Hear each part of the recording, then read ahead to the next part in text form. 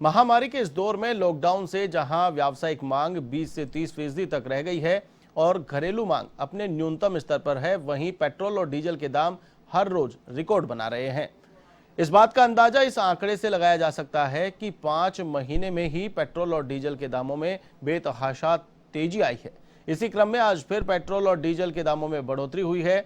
इस दौरान पेट्रोल 26 पैसे और डीजल 27 पैसे प्रति लीटर महंगा हो गया है, जिसके चलते राज्य में पेट्रोल 102 रुपए 14 पैसे प्रति लीटर बिक रहा है, तो वहीं डीजल 95 रुपए 37 पैसे प्रति लीटर पहुंच गया है। इधर पेट्रोल डीजल की बढ़ती कीमतों के खिलाफ कांग्रेस 11 जून को पूरे देश में प्रदर्शन करेगी। इस दौरान कांग्रेस कार्यकर्ता पेट्रोल पंपों के सामने नाराजगी जताएंगे। इस खबर पर अधिक अपडेट के लिए मेरे साथ फोन लाइन पर मौजूद है हमारे संवाददाता बीके शर्मा। बीके शर्मा, लगातार लोगों को उम्मीद थी कि 100 के आसपास पेट्रोल पहुंच जाएगा तो फिर इस वृद्धि में लगाम लग जाएगा, ब्रेक लग जाएगा, लेकिन अब ये जो वृद्धि है वो बेलगाम होती जा रही है, इस पर कोई लगाम लगती नजर नहीं आ रही है। पेट्रोल 102 के पार तो वहीं डीजल 95 के पार पहुंच गया है। जी हाँ आशीष, ये पेट्रोल 102 के पार पहुंच गया है, लेकिन नई बात यह है कि डीजल भी 100 के पार पहुंचने की तैयारी कर रहा है। और हमारे प्रदेश में जो गंगानगर जिला है उसमें देश में सबसे महंगा पेट्रोल और वहां अभी भी लगभग 99 रुपए 50 पैसे प्रति लीटर पर डीजल पहुंच चुका है। और बस अगर इसी तरह से ये वृद्धि होती रही तो 1-2 दिन में डीजल भी 100 के पार पहुंच जाएगा। तो पेट्रोल के शतक की तो बात अब पुरानी हो चुकी है। दूसरा ये है कि मैंने इसको स्टडी किया है, थोड़ा पड़ताल की, तो ये एक बात सामने आई है निकल के कि भारत में जो सबसे ज्यादा क्रूड ऑयल का आयात होता है वो ईरान से होता है। ईरान भारत सबसे बड़ा आयातक देश है, लेकिन अमेरिका ने उस पर प्रतिबंध लगा रखे हैं। अभी वहां से कोई भी व्यापार ईरान से कोई भी देश नहीं कर सकता। तो इसके तहत अभी भारत को जो ईरान से क्रूड मिलता है वो सस्ता मिलता है। और एक और खास बात यह है कि ईरान से जो क्रूड लिया जाता है उसको पेमेंट भी भारत की ओर से हमारी ही करेंसी में जो रुपए में की जा सकती है। बाकी देशों से अगर आप अरब देशों से कहीं से भी पेट्रोल लेते हैं तो वहां उन्हें डॉलर देना पड़ता है जी। तो एक ये बड़ा कारण है कि ईरान पर प्रतिबंध लगने से और वहां से ट्रांसपोर्टेशन भी क्रूड का सस्ता होता है। तो ये आपने इससे पहले भी ये चर्चा सुनी होगी कि हम पाकिस्तान होकर एक पाइपलाइन डालना चाहते थे ईरान से जी। और ईरान से भारत के व्यावसायिक संबंध भी बहुत अच्छे रहे हैं जी। तो वहां प्रतिबंध लगने की वजह से ये क्रूड की कीमतें बढ़ रही हैं भारत में, और जो 71 डॉलर प्रति बैरल के आसपास है और अभी भी माना जा रहा है कि 73 डॉलर प्रति बैरल तक ये पहुंच सकती हैं। तो अभी भी 3-4 रुपए और महंगा हो सकता है पेट्रोल और डीजल हमारे देश में इसके रिटेल कीमतें। तो अभी राहत मिलती है नजर नहीं आ रही। अब राहत का केवल एक ही सोर्स है कि जो केंद्र और राज्य सरकारों के टैक्स है उसको कम करके और इस पर राहत दी जाए, क्योंकि 60% 65% के आसपास तो केवल टैक्स है। इसमें 35 से 40 रुपए के आसपास मूल कीमत है पेट्रोल और डीजल की। और इस पर अगर सरकारें एक दूसरे के खिलाफ राजनीति जरूर हो रही है जी, लेकिन सच्चाई ये है कि केंद्र और राज्य दोनों ही इस पे राजस्व वसूलने का मुख्य जरिया उन्होंने इसको बना रखा है। तो आम उपभोक्ता की जेब से ये राजस्व सरकार तक पहुंचता है, तो उनको ये सरकारों को टैक्स कम करके और इसमें राहत दी जा सकती है। बाकी कोई अभी रास्ता नजर नहीं आ रहा आशीष। जी बिल्कुल बीके शर्मा, क्या उम्मीद की जा सकती है ईरान से जब संबंध बहाली या फिर वहां से आयात शुरू हो जाएगा तो उसके बाद 10 से 15 रुपए प्रति लीटर की कमी आ जाएगी? यदि ये, क्योंकि अभी निकट भविष्य में ये लगता समय ये लग नहीं रहा, क्योंकि ऐसी कुछ बातचीत वार्ता कि ईरान और अमेरिका के बीच या इन देशों के बीच में कोई चल रही हो कि जिससे कोई समाधान निकाला जाए। तो फिलहाल अभी ऐसा कुछ रास्ता नहीं निकल आ रहा कि ईरान के ऊपर से प्रतिबंध अभी तुरंत हट जाएगा, क्योंकि ये लंबा प्रोसेस है। तो अभी ये नजर नहीं रहा। अब हमारे देश की जो सरकार फिलहाल कोविड प्रबंधन में जुटी हुई है, केंद्र सरकार भी राज्य सरकारें भी, तो ऐसे में इस मुद्दे की ओर ज्यादा ध्यान नहीं है।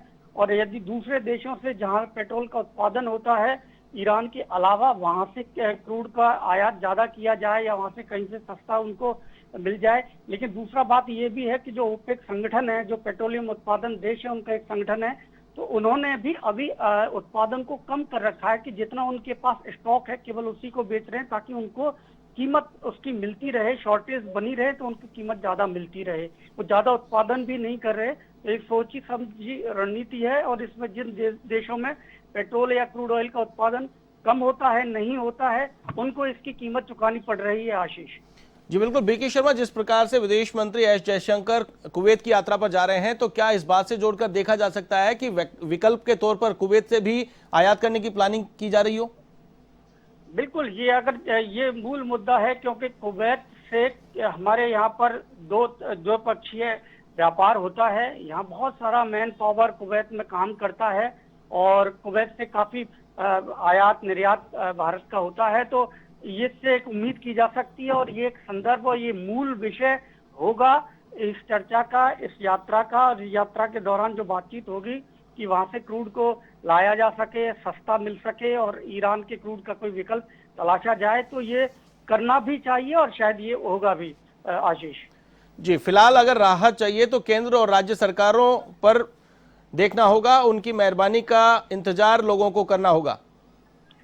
जी हाँ, बिल्कुल, क्योंकि जिस तरह से अभी तो राजनीति चल रही है, क्योंकि जो बीजेपी के जो विपरीत जो विपक्ष की दूसरी दलों की जो सरकारें हैं जिन राज्यों में, उनमें आंदोलन शुरू हो गए हैं केंद्र सरकार के खिलाफ, और केंद्र सरकार के ऊपर ये दबाव बनाया जा रहा है कि वो उत्पाद शुल्क अपना कम करे। उत्पाद शुल्क केंद्र लेता है और वैट राज्य सरकारें वसूलती है, लेकिन अभी भी आपको मैं बता दूं कि ज्यादातर राज्यों में वैट की मात्रा केंद्र के उत्पाद शुल्क से भी ज्यादा है कई राज्यों में, और हमारे राज्य में, देश में सबसे ज्यादा टैक्स अभी भी वसूला जा रहा है पेट्रोल और डीजल से। तो यहाँ इसका भार सबसे ज्यादा है अपने प्रदेश में, अगर पड़ोसी राज्यों की तुलना में भी बात करें तो।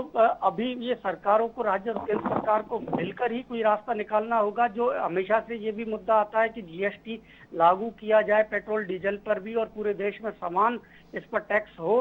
तो केंद्र सरकार सहमत है, लेकिन राज्य सरकारें इसके लिए सहमत नहीं है, क्योंकि उनका जो करंट रेवेन्यू ज्यादातर इसी से, पेट्रोल और डीजल से मिलता है। इसलिए सरकारों और केंद्र के बीच इसमें कुछ सहमति नहीं बनी है। इसलिए मुझे नहीं लगता कि अभी तुरंत कोई राहत मिल सकती है उपभोक्ताओं को। आशीष जी, अंतिम सवाल वीके शर्मा, जिस प्रकार से वैक्सीनेशन में देखने को मिला, केंद्र ने राज्यों पर छोड़ दिया, राज्यों ने मांग करी, विरोध प्रदर्शन भी किया गया, कहा गया कि केंद्र की ओर से निःशुल्क वैक्सीनेशन किया जाना चाहिए। इस प्रकार से अगर देखा जाए तो पेट्रोल डीजल की जो कीमतें हैं बेलगाम होती जा रही है, और वैकल्पिक व्यवस्था में केंद्र जुट गया है।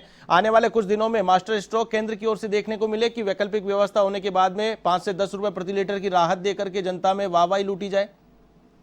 जी हाँ, बिल्कुल, हमारे देश में कोई भी योजना, कोई भी नीति राजनीति से अछूती नहीं रह सकती। जिस तरह आपने देखा कि बंगाल सहित जो 5 राज्यों में चुनाव थे, तो उस दौरान जब तक चुनाव प्रचार हुआ 2 हफ्ते तक बिल्कुल कीमतें नहीं बढ़ी थी, स्थिर रही। और जैसे चुनाव खत्म हुआ, 2 मई को रिजल्ट आए और 4 मई से कीमतें बढ़ना शुरू हो गई थी। तो अब ये इसको वैक्सीनेशन का भी जिस तरह देखा जाए थी कि राज्यों में आगे भी जो चुनाव है उनकी तैयारियां, पंजाब में, उत्तर प्रदेश में चुनाव की तैयारियां शुरू कर दी गई हैं, और उसको लेकर वो वैक्सीन को इन्होंने, केंद्र सरकार ने अपने जिम्मे लिया। हालांकि पहले वो राज्य सरकारों के ऊपर डाल दिया गया था, लेकिन अब इसी तरह से शायद कोई चुनाव आए और उस चुनाव के दौरान ही कोई राहत मिल सके तो एक अलग बात है। बाकी तो सरकारों की तरफ से ऐसा इसके ऊपर गंभीरता से कोई विचार या वार्ता या बैठकें नहीं की जा रही। ये एक चिंता का विषय है। आशीष जी बिल्कुल, चलिए, तमाम जानकारी के लिए बहुत बहुत शुक्रिया। तो ये थे हमारे संवाददाता बीके शर्मा, जिन्होंने बताया कि लगातार क्रूड ऑयल के दाम भी बढ़ रहे हैं, और साथ ही साथ ईरान से आयात पर प्रतिबंध होने के चलते भी कीमतें कहीं न कहीं बेलगाम होती जा रही है, और आम आदमी की यहां पर कमर टूटती हुई नजर आ रही है।